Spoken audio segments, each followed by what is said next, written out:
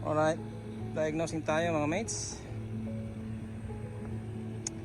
Hindi umandar yung indoor, walang power yung wall control. Pero chinek natin sa voltage, may power naman siya. May 240 volt coming from supply. Pati sa interconnect niya may 240 volt. So tingnan natin sa loob kung ba't walang power sa indoor. Taas ah.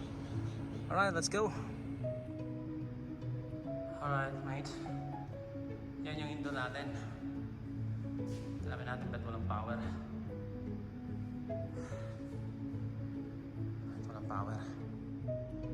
Alright mates,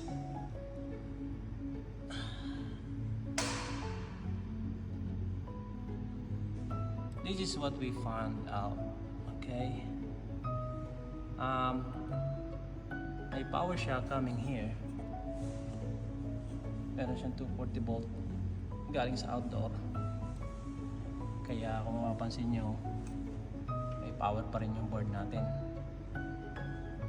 Pero ang nangyari kasi, may pumapasok na power dyan para i-energize niya si indoor PCB. Ang problema lang, itong ating sa wall control sa remote, wala siyang binibigay na output dyan. Usually DC volts yung lumalabas dyan eh, papunta doon sa ating controller.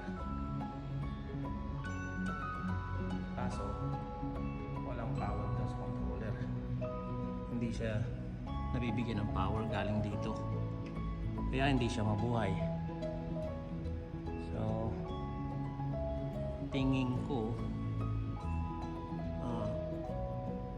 PCB board ng indoor, kasi kung mapapansin nyo itong transformer na to, yan, kung mapapansin nyo yan, meron siyang paa,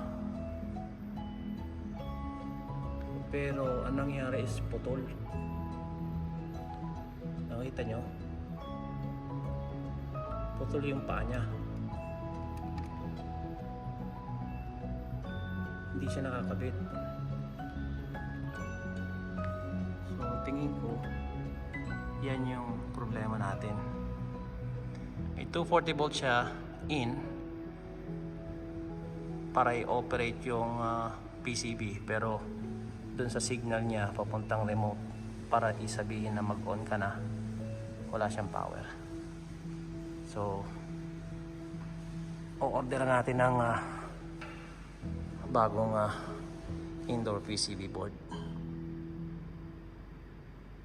Alright.